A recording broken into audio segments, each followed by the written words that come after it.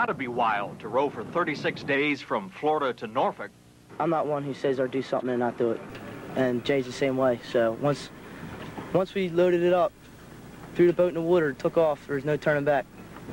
But their real motivation has been to raise money for cancer. And so far they count $10,000 thanks largely to a New Jersey sponsor called Checkered Flag. Well, I picked cancer because my family's been afflicted by cancer. My friends have been, and there are just so many people out there that have it. And it's one of the biggies.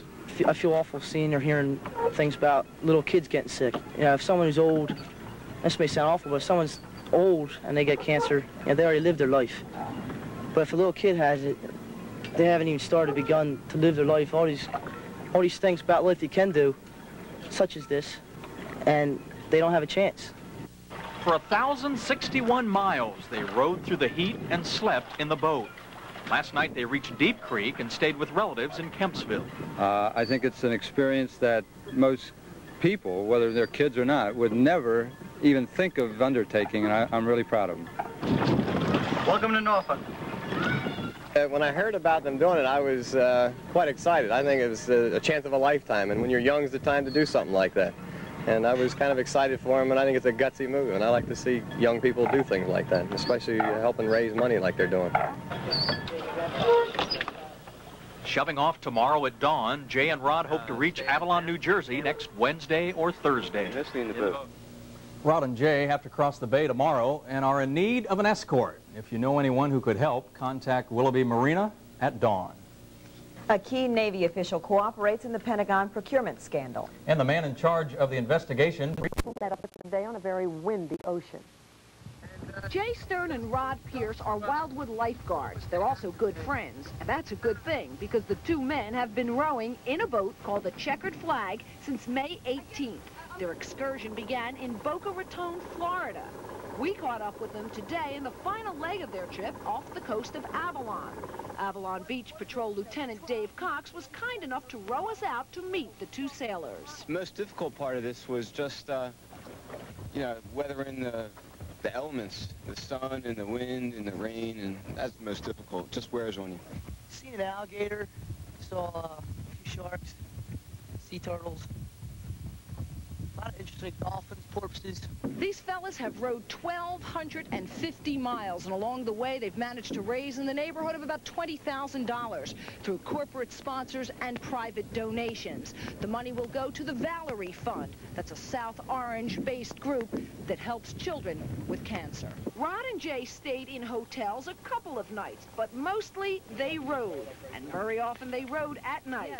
And what did they eat? A lot of peanut butter and jelly. 26 jars of peanut butter alone. Jay and Rod's trip will end in about a half an hour when they row into the Avalon Anchorage Marina.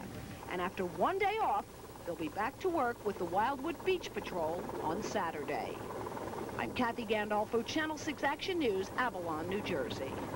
Right now, the Action News team is standing by with these stories and more next at 6. Let's help save a group of people that wasn't even in the water. You'll find out after we check tonight's lottery numbers.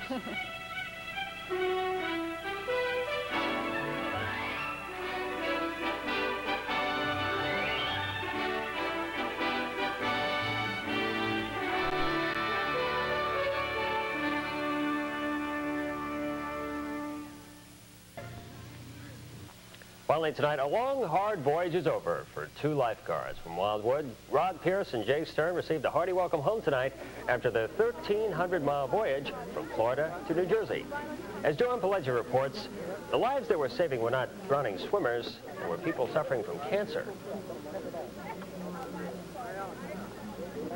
Rowing for dollars has never been done in this magnitude before, but it was a dream and a quest that became reality for two South Jersey men. Rod Pierce of Ocean City and Jay Stern of Vineland started their voyage in Boca Raton, Florida. 44 days later, the pair of Wildwood lifeguards were back in Cape May County. They rowed right past one of Wildwood's most popular beaches. So where did they stay on their trip? Slept right in the boat, mostly. Right in the boat? Yeah, we just dropped an anchor off the side of the channel. Slept right in the boat. And how did they they survive? What did they eat? What you guys keep? Mostly peanut butter and jelly. And 44-day trip. We ate over 26 cans of peanut butter. Co-workers from the Beach Patrol were happy to see them. Many were skeptical about the trip, even though it was for a good cause. Lifeguard Captain John McCann was more than proud of his men. It's hard to imagine what it would be like. It's hard for me to even describe it.